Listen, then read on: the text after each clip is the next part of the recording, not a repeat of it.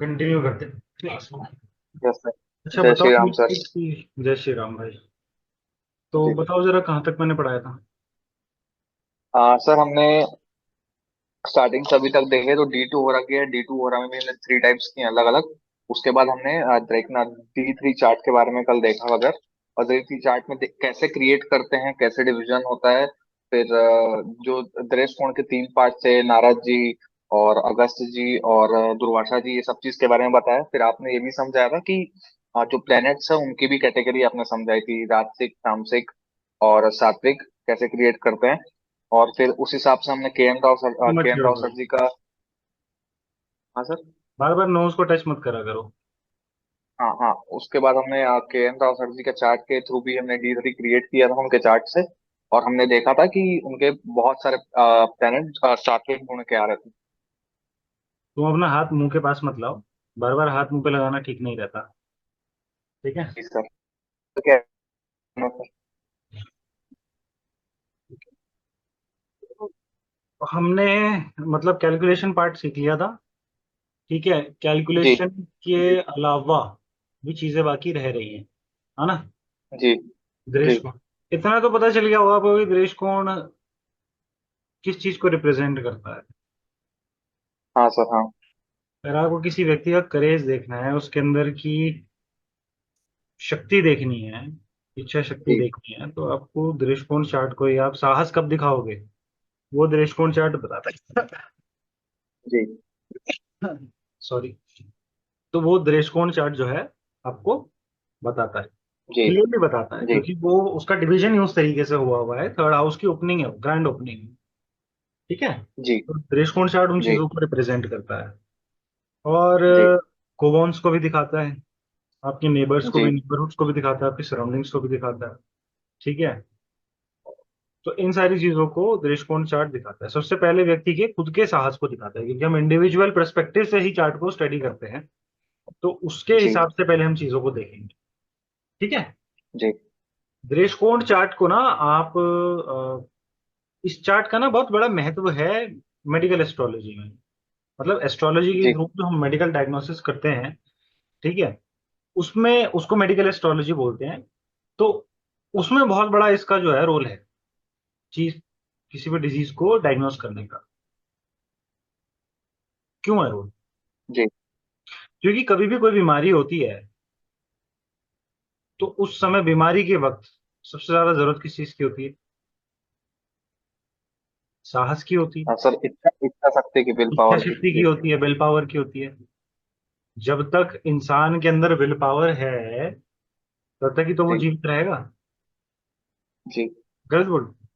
जिस दिन उसके अंदर जीने की शक्ति ही खत्म हो जाएगी, वो तो ऐसे ही मर गया। तो इसलिए दृष्टिकोण चार्ट जो है ना, बहुत जरूरी होता है आपके डिजीज देखने के लिए, आपके डिजीज डायग्नोस करने के लिए। इवन आपकी लॉन्जिविटी देखने के लिए भी बहुत इंपॉर्टेंट होता है चार्ट। समझ गए? आयु देखने के जी। लिए। तो वो तो खैर बात की बात है, वो बाद में पढ़ेंगे हम वो सब चीजें।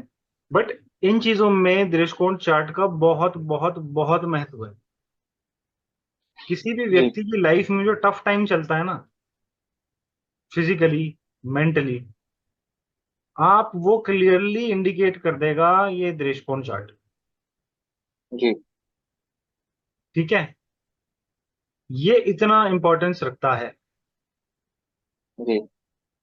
इंटरलिंकिंग डेस्टिनी का नाम सुना है आपने? क्या होता है? What is interlinking destiny? हाँ सर, जैसे मेरे और मेरे भाई का चार्ट हम कंपेयर करेंगे तो कहीं ना कहीं चीजें सेम आती है।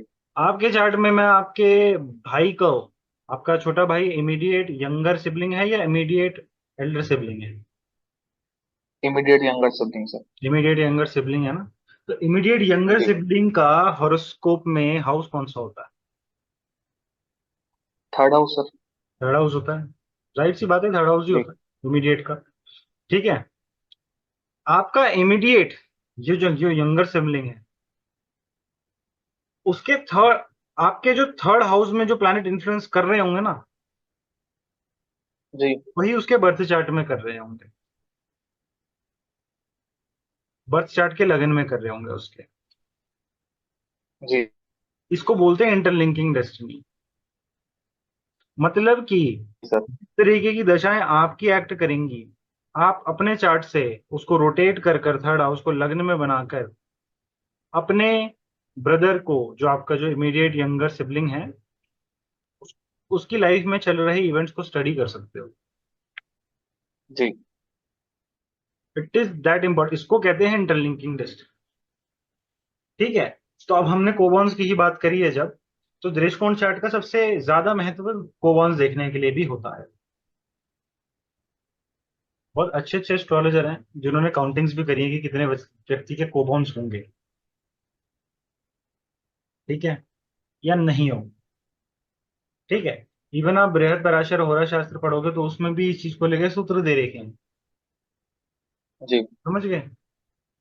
तो इतना इंपॉर्टेंस है दृष्टिकोण चार्ट का। हर एक चार्ट का अपना अपना इंपॉर्टेंस है, लेकिन दृष्टिकोण चार्ट को, क्योंकि व्यक्ति आपके पास तभी आता है, मोस्टली ज्यादातर लोग तभी आते हैं, मैक्सिमम लोग, मैं सबको नहीं बोल रहा, जब उनकी लाइफ में किसी ना किसी तरीके की समस्याएं चल रही होती है।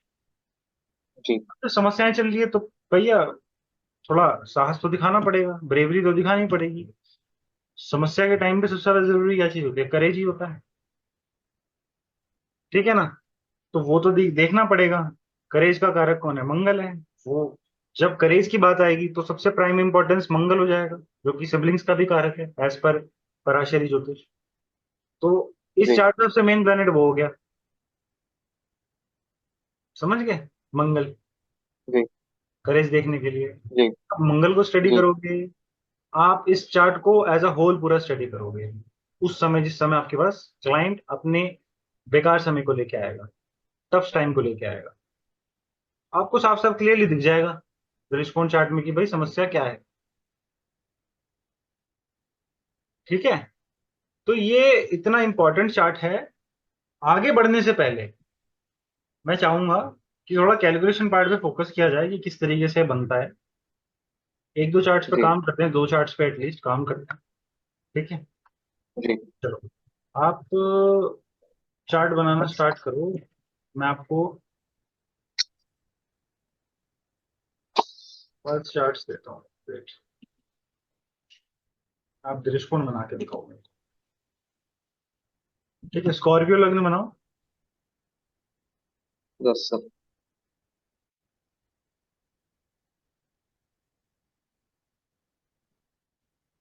मैंने जरा ये बंद करी है अपनी वीडियो। जी। स्कॉर्पियो लग्न बनाओ। जी।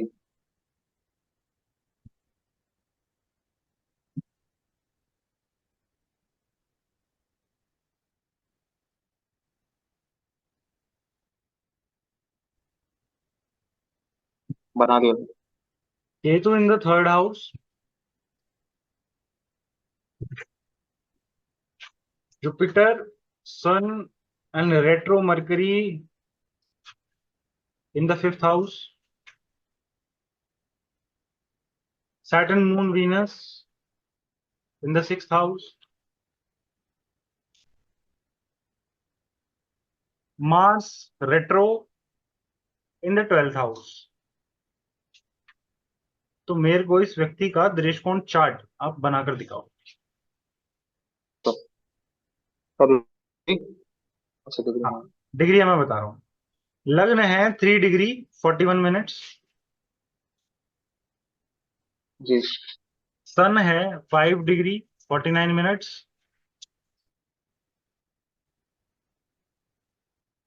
मून है 16 डिग्री 12 मिनट्स,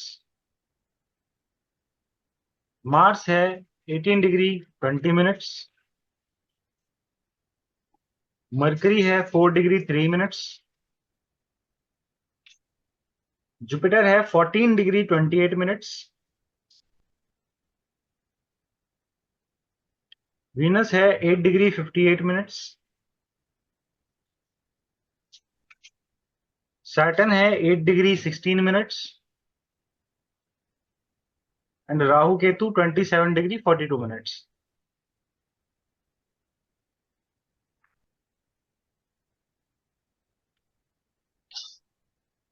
कोई डाउट तो नहीं है? तो ठीक है, अब इसका हर एक चीज बनानी है आपने दृष्टिकोण चार्ट में। डीटी जो मैंने डीटीज बताए हैं, इसके जो सेजेस बताए हैं, वो आपको कैलकुलेट, जी जो मैनुअल चार्ट है वो तो कैलकुलेट करना ही करना है। साइड में प्लैनेट्स के जी आगे जो सेजेस मैंने बताए हैं डिवीजन के हिसाब से वो बताने जी हैं। उसमें आपको ह्यूमन है, राक्षस कैटेगरी में आता है, नर जी कैटेगरी में आता है, या देव कैटेगरी में आता है, मतलब कि सात्विक है, तामसिक है, या रासिक है, वो भी आपने लिखना है, वो भी बताना है हर प्लैनेट का। ठीक है। जी। हाँ, लग जाओ काम पर।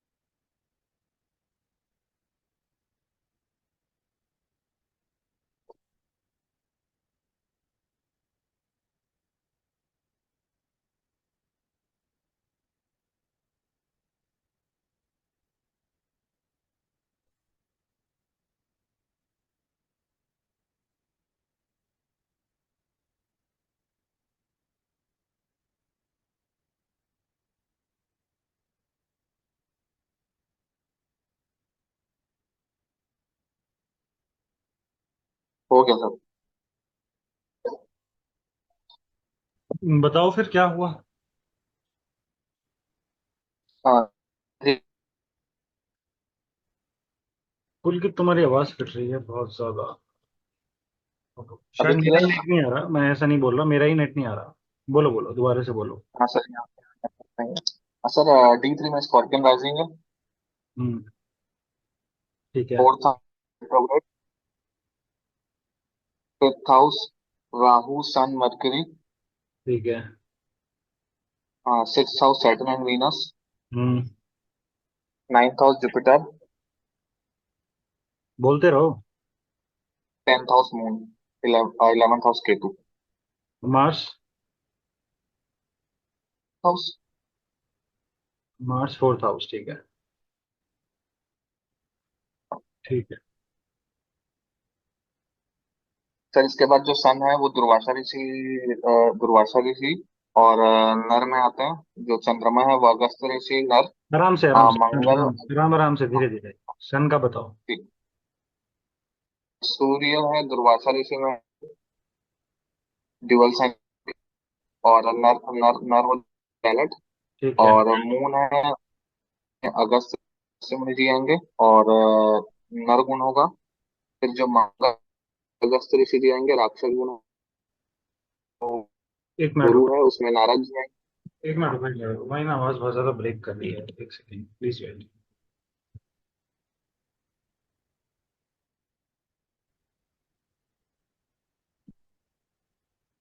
हाँ, अब बोलो।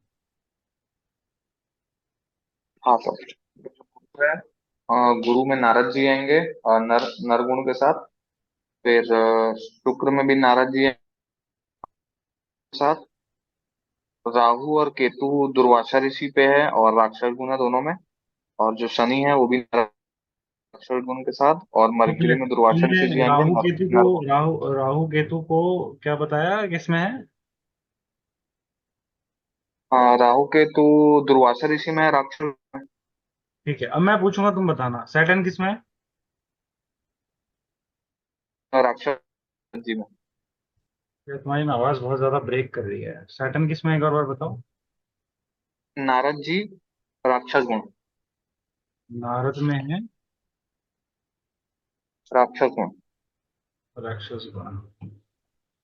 ठीक है। और जी। वीनस किसमें है? वीनस नारद जी राक्षस गुण। नारद में राक्षस।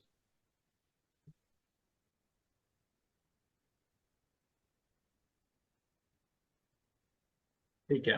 मार्स। मार्च सर अगस्त ऋषि जी राक्षस गुण।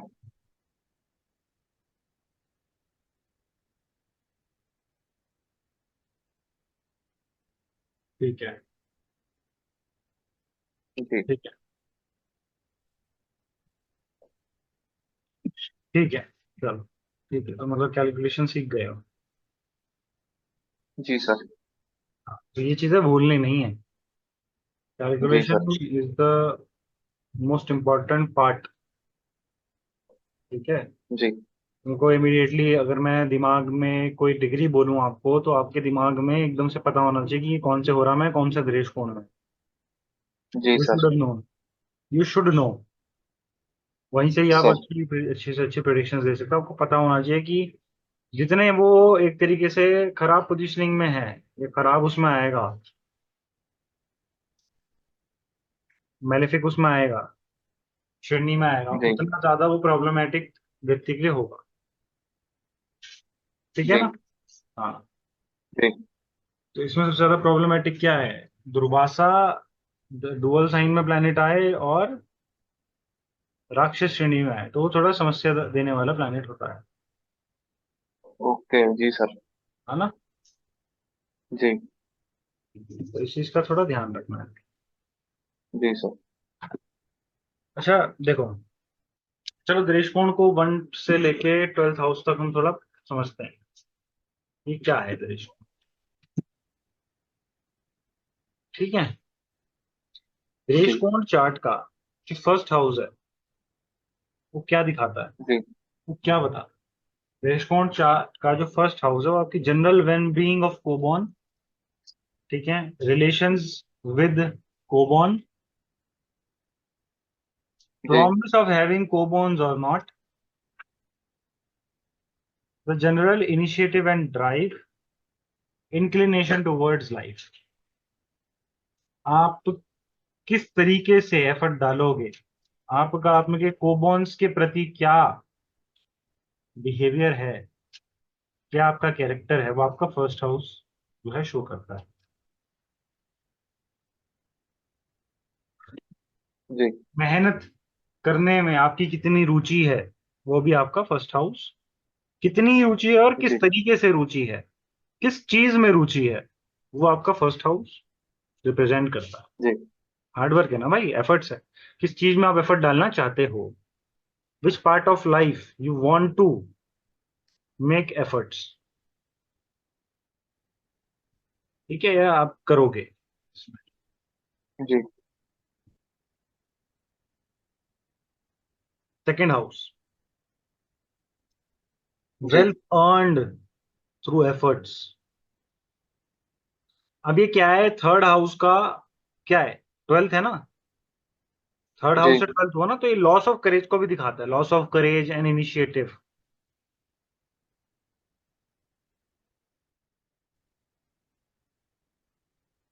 लॉस ऑफ सिबलिंग्स ऑल्सो, या distance from siblings, immediate sibling, immediate younger sibling, the correct word should be this. Expenses भी हो सकते हैं ऑफ यंगर को बॉन्ड। जी सेकेंड हाउस हम बोल सकते हैं कि गेन फ्रॉम कोबॉन्स, मतलब wealth from coborns, wealth accumulated from coborns. Basically बात यह है कि किसी भी तरीके की वेल्थ जो आपको थर्ड हाउस जी की एक्टिविटी से मिलती है, वो दृष्टिकोण चार्ट का सेकेंड हाउस बताता है, जी ठीक है ना। जी चाहे वो आपकी हॉबीज हो, ऐसा होता है ना कभी कभार कि व्यक्ति अपनी हॉबीज से ही जो है वो वेल्थ एक्यूमुलेट करता है अपनी लाइफ में, होता है ना भाई। जी तो वो भी सेकेंड हाउस बहुत भली भांति आपको बता देगा। बट ध्यान रखना, this is the house of loss of करेज, इसलिए जो है ना सेकेंड हाउस जी को हम बर्थ चार्ट में मारक भी बोलते हैं, इसी वजह से ध्यान रखना, ठीक है। जब व्यक्ति की इच्छा टूट जाती है, वो ये सेकेंड हाउस ही तोड़ता है, वेल्थ तो दे रहा है, बट जी मैंने जैसे कि आपको पढ़ाया है बेसिक कोर्स में, हर हाउस की एक पॉजिटिव ट्रेड्स होते हैं और हर हाउस के एक नेगेटिव नेगेटिव ट्रिप्स। ट्रेड्स भी होते हैं, मतलब कि नेगेटिव नहीं बोलेंगे, देखो हर चीज जो है ना दो तरीके से ही चलती है इस पूरे ब्रह्मांड में, दो रूप हैं, है ना भाई। अब ऊर्जा को हम अच्छा है बुरा तो नहीं कह सकते, ऊर्जा को हम अच्छा बुरा नहीं कह सकते, वो तो डिपेंड करता है ना कि व्यक्ति किस तरीके से यूज कर रहा है उस चीज को, उसका व्यक्तित्व क्या कहता है, ठीक है ना। जी तो किसी भी जी पहलू के, देखो कोई भी सिक्का होता है वो हेड या टेल्स, इसके अलावा तो नहीं होता ना, वैसा ही ज्योतिष में होता है, कोई भी हाउस है ना, या तो वो हेड होगा या वो टेल्स होगा, जी और हेड कब होगा और टेल्स कब होगा वो आपको बता देंगे उस हाउस पे पड़ रहा मेलिफिक इन्फ्लुएंस, जो कि आपको उस हाउस से रिलेटेड मिलने वाली चीजों का प्रॉमिस बताता है। अगर जी मेलिफिक्स है, functional malefic specially, specially functional malefic, तो आप उस जगह पे एफर्ट डलवाएंगे, आपकी बैंड बजाएंगे,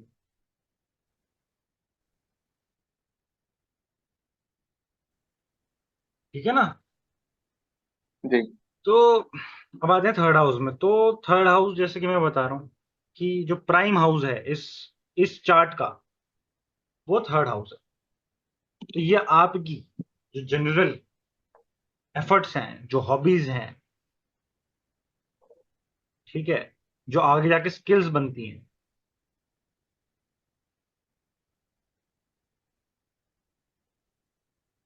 आपका जो फोकस है, focus of action in society, success और फेलियर ऑफ जी एक्शंस, इमीडिएट यंगर कोबॉन, वो आपका थर्ड हाउस है।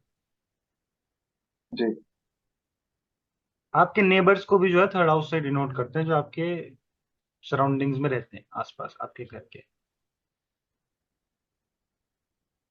जी थर्ड हाउस में जनरली मेलेफिक्स होते हैं ना, तो व्यक्ति क्या करता है, अपने घर के आसपास ना गंदगी बहुत करता है, फैलाता है। घर में नहीं करेगा, घर के बाहर करेगा, ट्रैवलिंग करते करते गंदगी फैलाएगा। मेलेफिक्स का ये रोल है। इसमें जो मेलेफिक्स होता है वो ये काम करवाते हैं व्यक्ति से। तो क्या कर रहा है, वो जी स्पॉइल कर रहा है, ऐसे ये काम करके, नेगेटिव काम करके, ये सब काम करके व्यक्ति स्पॉइल करता है अपना थर्ड हाउस। ठीक है। जी थर्ड हाउस, जैसा कि मैंने बताया, एफर्ट्स है। आपका आउट ऑफ हाउस है फोर्थ हाउस का भाई, वो है नेगेशन है। तो आपकी शॉर्ट टर्म ट्रैवलिंग्स जी भी, efforts toward short term travellings also, hmm. है ना। किसी चीज को मेमोराइज करने के लिए थर्ड हाउस होता है। जी दृष्टिकोण चार्ट में ये सारी चीजें जो हैं थर्ड हाउस रिप्रेजेंट करता है। मतलब everything related to third house is there in the दृष्टिकोण चार्ट थर्ड हाउस।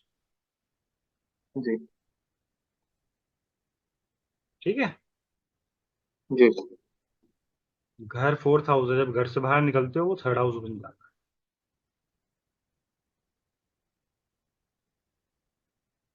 ठीक है। जी ये था थर्ड हाउस। अब पढ़ते हैं हम फोर्थ हाउस। फोर्थ हाउस क्या है?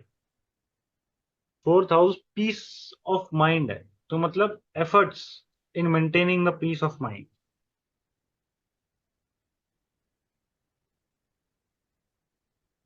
Weather it is from coborns, whether it is from your efforts.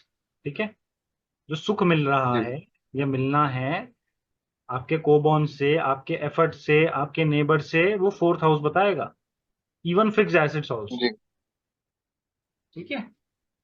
आपकी लाइफ में जी कितने आप एसेट्स जो है एक्यूमुलेट करते हो, फिक्स्ड, वो भी मोस्टली इमूवेबल एसेट्स। जी ठीक है।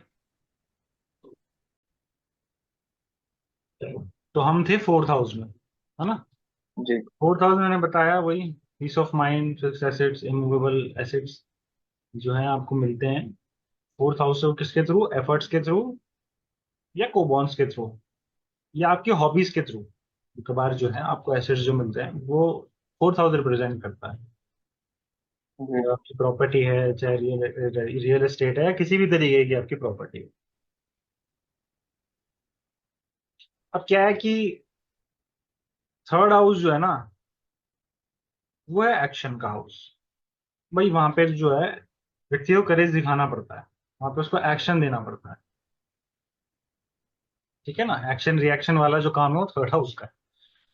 Planning of action is the fifth house.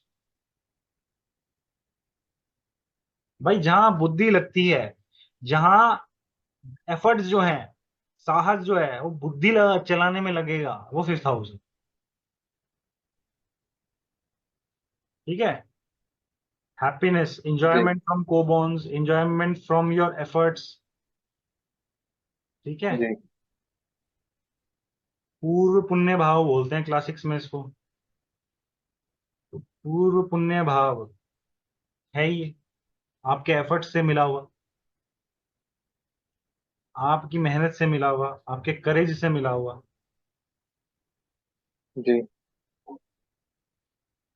आपके यंगर कोबॉन का, इमीडिएट यंगर कोबॉन ये है, मतलब आपके जी भाई का आपके भाई। छोटे से छोटा भाई जो है, आपसे भी छोटा भाई जो है, उसका भी जी छोटा भाई है, वो भी यही है। तो ऐसे ऐसे चलता रहता है सीक्वेंस। जी समझ गया ना, ये तो सीक्वेंस आप।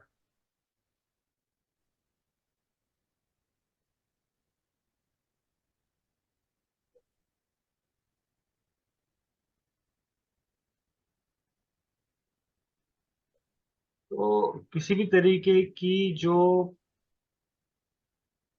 इंटेलेक्चुअल चीज है आपकी मेहनत से रिलेटेड, स्किल्स जो हैं, skills develop from a timely effort, is fifth house. even your efforts in your devotion is seen from the fifth house of the दृष्टिकोण chart. भाई आप कितनी मेहनत करते हो, कितना एफर्ट्स डाल रहे हो, कितना करेज आपके अंदर है आपके डिवोशन को लेके किसी चीज, चाहे वो भगवान से रिलेटेड डिवोशन हो, चाहे वो किसी मटेरियलिस्टिक चीजों से रिलेटेड डिवोशन हो, चाहे किसी भी चीज से रिलेटेड हो, जी तो वो तो दिखाएगा ना। मोह का है ये पूरा का पूरा जो दृष्टिकोण है, हम त्रिशदाय में काउंट करते हैं ना। जी तो ये सारी चीजें जो है, even efforts in your learning, पढ़ाई करने में कितना, बुद्धि चलाने में कितना आप एफर्ट्स डालोगे, ठीक है, किस सब्जेक्ट में डालोगे, वो भी आप दृष्टिकोण चार्ट से देख सकते हो, फिफ्थ हाउस से दृष्टिकोण चार्ट के। तो अब मतलब मैं वही बोल रहा हूँ, मैं आपको लॉजिक दे सकता हूँ, लगाना आपने। ऐसी इनमें से ऐसी कोई चीज नहीं होगी जो मैंने आपको नहीं पढ़ाई होगी, या जिस चीज का मैंने आपको जी क्रक्स नहीं दिया हो। जी सारी जोड़ने की बात है, बस आप लिंक करते रहो चीजों को, है ना। काम करते हुए दिखेंगी पक्का, मेहनत करोगे तो। ठीक है, अब सिक्स हाउस आ गए भाई, सिक्स हाउस में आ जाते हैं। तो efforts in dealing with diseases, efforts in dealing with debts, efforts in dealing with enemies.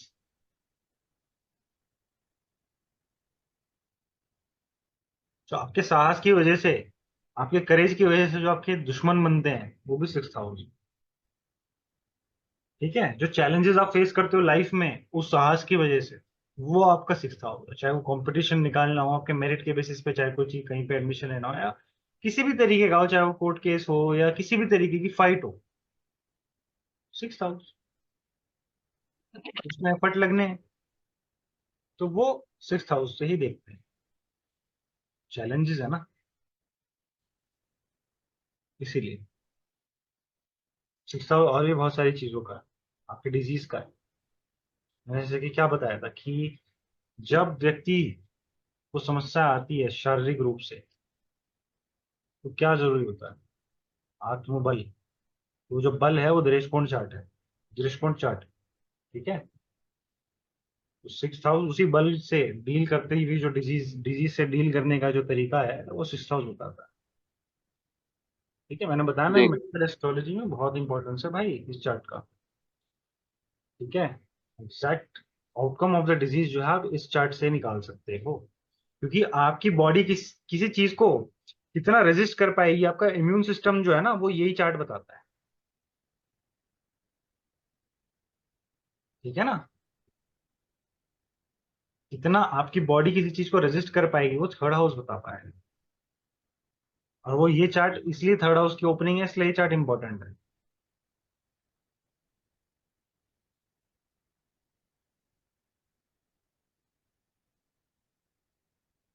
Six house दिखाता है hindrance in getting the fruits of your actions, actions मतलब कर्मा, कर्म।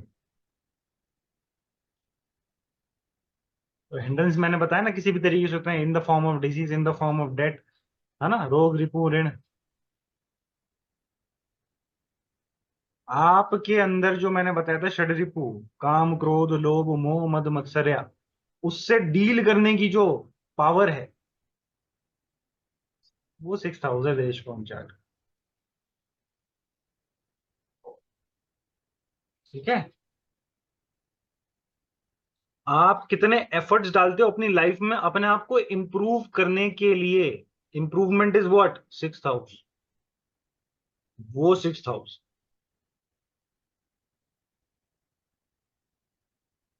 Through workout, through anything, physical improvement, mental improvement, किसी भी तरीके की छठा।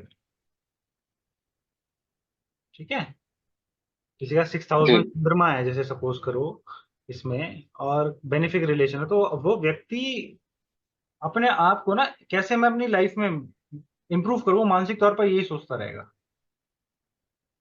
समझ गए ये चीज। आगे बढ़े, जी सर, सॉरी। सेवंथ हाउस आ जाते हैं। सेवंथ हाउस सीधी सीधी सी बात है, efforts in maintaining the relationship with your spouse. अब देखो थर्ड हाउस जो है ना मोह, थर्ड हाउस जो है ना बर्थ चार्ट का, वो मोह को दिखाता जी। है। दृष्टिकोण चार्ट थर्ड हाउस की ओपनिंग है। तो मैंने बताया था ना त्रिशडाया में भी आता है ये थर्ड हाउस। तो वो उसी चार्ट की पूरी जी। ओपनिंग है कि भाई त्रिशडाया में जो मोह का एक एक वो है, प्रॉब्लम है व्यक्ति को, अटैचमेंट। तो क्या होता है, सेवंथ हाउस उस चीज को दिखाता है। किसको? सेक्सुअल डिजायर्स व्यक्ति। गृह कोण का जो सेवंथ हाउस है वो सेक्सुअल डिजायर्स को दिखाता है, सेक्सुअल इंक्लिनेशंस एंड डिजायर्स। भाई थर्ड हाउस इंक्लिनेशन है ना, अटैचमेंट, ये वो सारी चीजें दिखाता है, related to your partner, related to anything. ठीक है, इवन बिजनेस पार्टनर हाउस। ठीक है, ये चीज है। आ जाते हैं एट्थ हाउस। तो एट्थ हाउस सीधी सी बात है लॉन्जिविटी को दिखाता है, दृष्टिकोण का। ठीक है, obstacles in fulfilment of desires.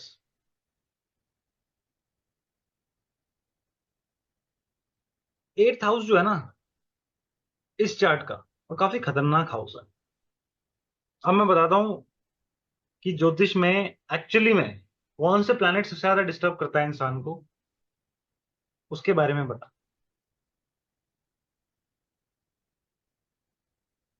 पहले पहले एट्थ हाउस की चीजें देखो कि एट्थ हाउस ऑब्स्टेकल्स है, किसी भी तरीके की प्रॉब्लम्स है। एट्थ हाउस जो है ना दृष्टिकोण चार्ट का, वो इंसान को तोड़ता है। क्यों? यहाँ पे उसका साहस टूटता है। ये वो हाउस है, सिक्स्थ हाउस तो चैलेंज दे रहा है खाली, एट्थ हाउस का साहस तोड़ेगा जब भी एट्थ हाउस ऑपरेट करेगा। समझ गए? जी।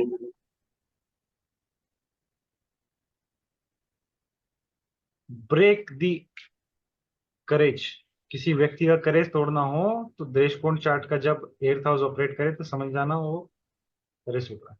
अच्छा ठीक है, एट्थ हाउस बहुत बहुत सारी चीजें हैं, प्रॉब्लम्स हैं, दुनिया भर की चीजें मैंने बताया है आपको, जैसे कि बेसिक उसमें तो इसमें ही है वो।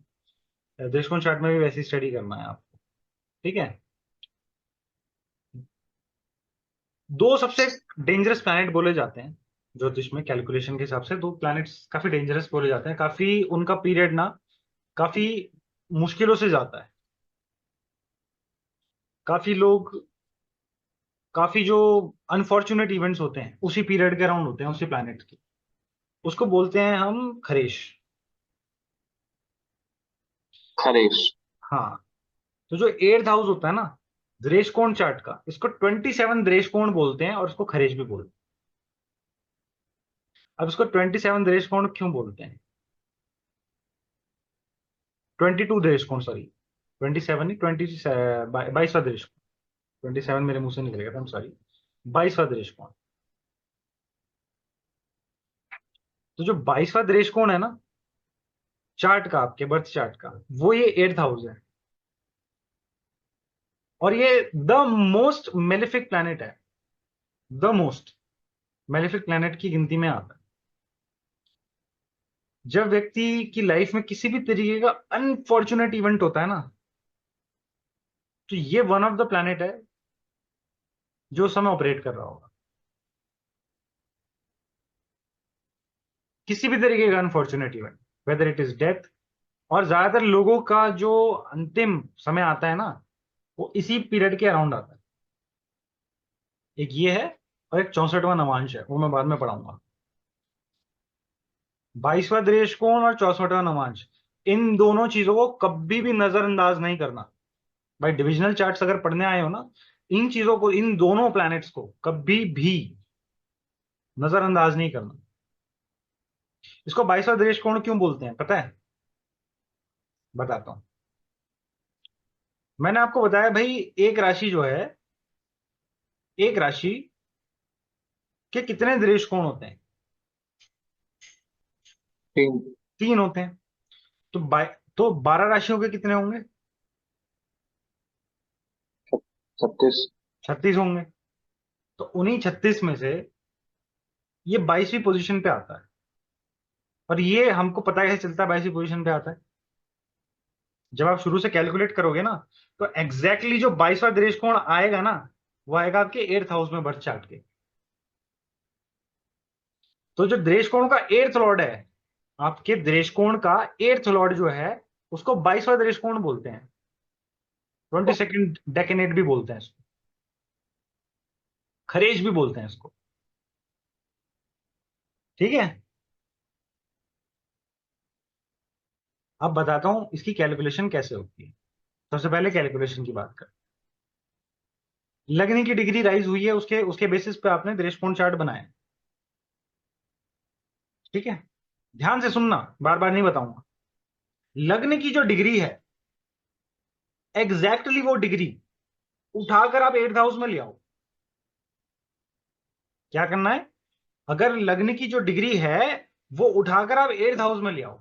अगर लग्न की डिग्री 8 डिग्री 55 मिनट्स है सपोज करो, तो वही 8 डिग्री 55 मिनट्स 8th हाउस में ले आओ, और फिर दृष्टिकोण कैलकुलेट करो, कौन सी राशि बनेगी।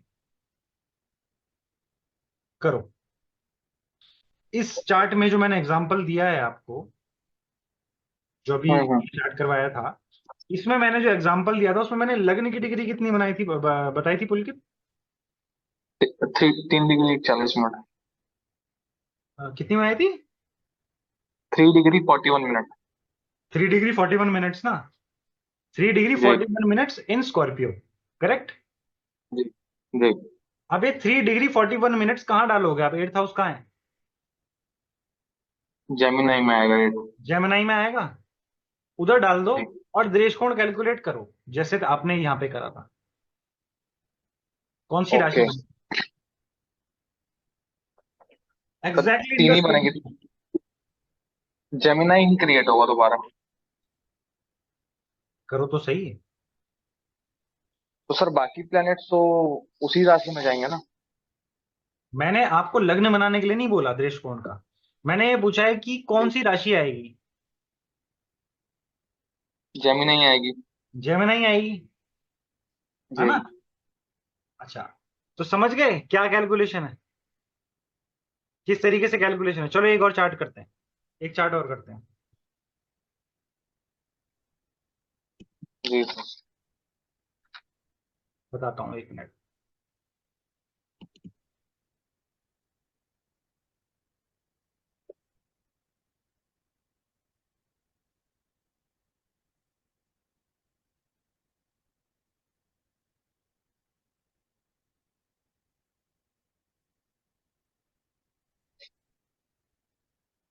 चलो, जेमिनाई लगन बनाओ, 26 डिग्री 40 मिनट्स। मुझे इसका खरीज बताओ, 27 दृष्टिकोण बताओ क्या होगा, कौन सी राशि होगी।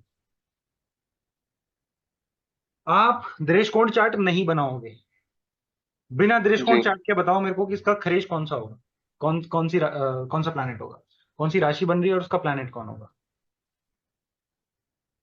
सर मतलब जेमिनाई लगन है, 26 डिग्री है। 26 डिग्री 40 मिनट्स है। हम्म। 41 मिनट्स मान लो, 26 डिग्री 41 मिनट्स।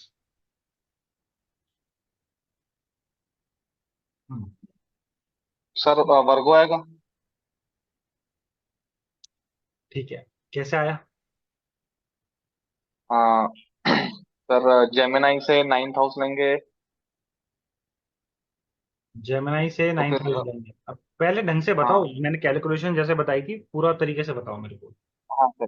सर लग्न 26 डिग्री में राइजिंग है, तीसरे लग्न दृष्टिकोण में नहीं आएगा। है, लग्न नहीं है, जो 8th हाउस का दृष्टिकोण बन रहा है।